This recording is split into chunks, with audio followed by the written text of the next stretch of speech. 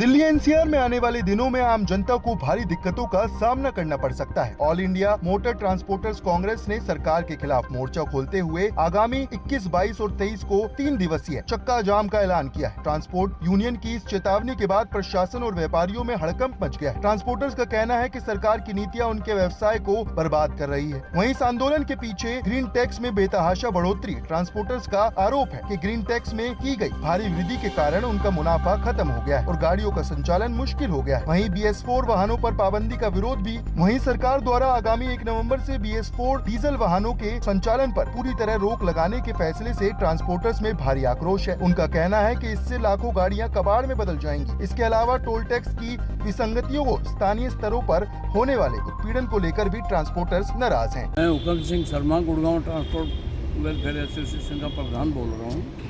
प्रधान जी, अभी हाल ही में diesel petrol CNG के दाम बढ़े हैं, किस तरीके से देखते हैं? भाई ये हमारा जो अब मुहिम चल रहा है वो डीजल पेट्रोल के जो दामों पे उस पर इतना हमारा फोकस नहीं है। इस टाइम जो हमारा फोकस चल रहा है वो चल रहा है ग्रीन टैक्स पे जो इंक्रीमेंट करी गई है उसके लिए हम 21, 22, 23 को स्ट्राइक पर जा रहे हैं।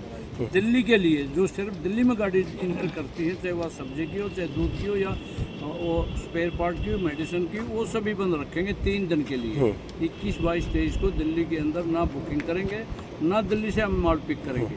और हमारे बाहर के जितने भी दफ्तर हैं, बेंगलोर, कलकत्ता, वहाँ से 3 दिन पहले ही बुकिंग बंद हो चुकी है दिल्ली के अंदर। कितनी ऐसी गाड़ियाँ हैं जो अब दिल्ली के अंदर प्रवेश नहीं करेंगे? तो कम से कम 80-90 हज़ार लगा लो एक दिन में। 3 दिन के बाद पता लग जाएगा कितना प्रॉब्लम आएगी सरकार को। वो बहुत नॉर्मल में ले रही है सरकार। मीटिंग करी पर वो हमारी कैंसिल होगी। लोगों को जो परेशानी होगी उसकी जिम्मेदारी किसकी होगी? सरकार की होगी। हमारा तो कोई मतलब नहीं है, हम थोड़ा करें। हमारे को परेशान किया जा रहा है, परेशान करने में अधिकार है ना हमें अपना हक मांगने का।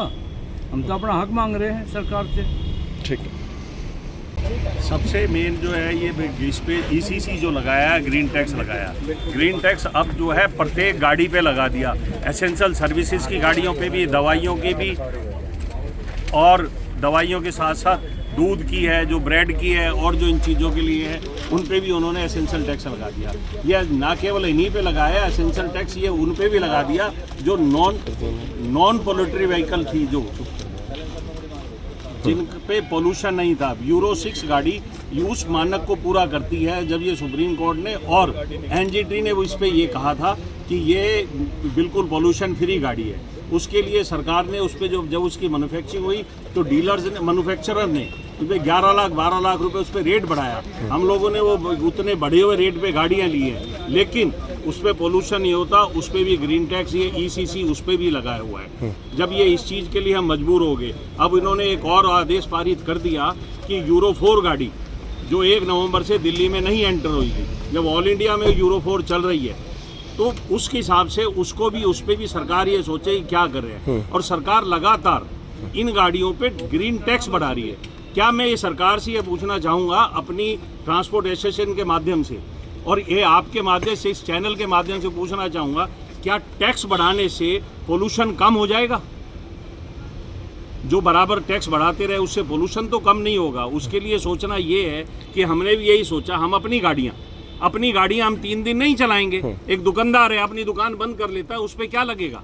एक अतिरिक्त भार अब डीजल पेट्रोल CNG के दामों में इजाफा कर दिया गया है, वो एक ट्रांसपोर्टरों के ऊपर अधिक भार है, इसको किस तरीके से देखते हैं? ये तो सार्वजनिक है सर, इसके लिए तो ये पूरे विश्व के अंदर ये वॉर का माहौल है, जिसकी पूर्ति नहीं हो रही है, उसके लिए हम सरकार के साथ हैं। लेकिन जो रोज़मर्रा जो बढ़ रहा है, और ये लोड तो बहुत ज़्यादा बढ़ रहा है, और ट्रांसपोर्ट के साथ उसके साथ उनके ड्राइवर्स हैं, उनके और नुमाइंदे हैं, स्पेयर पार्ट वाले, बॉडी वाले, ये सब इफेक्टिव हो रहे हैं। और रेट बढ़ाने पर अभी भी सरकार नहीं चेतती है, आप लोगों की मांगे नहीं मानती, तो आगे क्या स्टेप? इस पे भी हम और सख्त करेंगे और इससे ज़्यादा करेंगे, इससे ज़्यादा हम इसको आगे बढ़ाएंगे। और ये है सरकार के साथ। इंट्रोडक्शन दे दो। मेरा नाम जय भगवान है, गुड़गांव ट्रांसपोर्ट वेलफेयर एसोसिएशन से वाइस प्रेसिडेंट।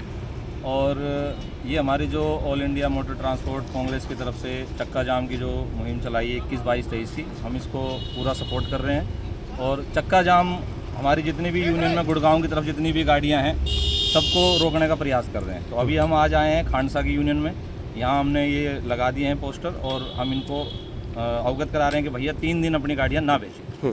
क्या वजह है इसके पीछे की? इसके पीछे की वजह जी ये, एक तो ग्रीन टैक्स बढ़ा हुआ है, दूसरा BS4 गाड़ियों को बंद कर रहे हैं। तो ऑल इंडिया की तरफ से जो दिल्ली के हमारे ट्रांसपोर्टर हैं उनको काफ़ी दिक्कतें आ रही हैं। गाड़ियाँ जो की एज भी बच रही हैं, सुप्रीम कोर्ट से और इनसे जो दिक्कतें आ रही हैं कि अगर 3 दिन हम चक्का जाम करते हैं तो पोल्यूशन की जो प्रॉब्लम है उसको भी सॉल्व करने के लिए ये 3 दिन डीजल, का पेट्रोल और सीएनजी के दाम में भी इजाफा हुआ है। ये करंटली जो अभी डीजल, पेट्रोल और CNG में भी इजाफा हुआ है। फिर दूसरा हमारा नेशनल परमिट है, उस पर भी एक डिवाइस लगा दी इन्होंने। मतलब दिन पे दिन अनगिनत मतलब ट्रांसपोर्टरों पे मार गिरती जा रही है। खर्चों की लगा लो, कैसे लगा लो, और मतलब हमारी गाड़ियाँ चलने के लिए मतलब मजबूरी मतलब है।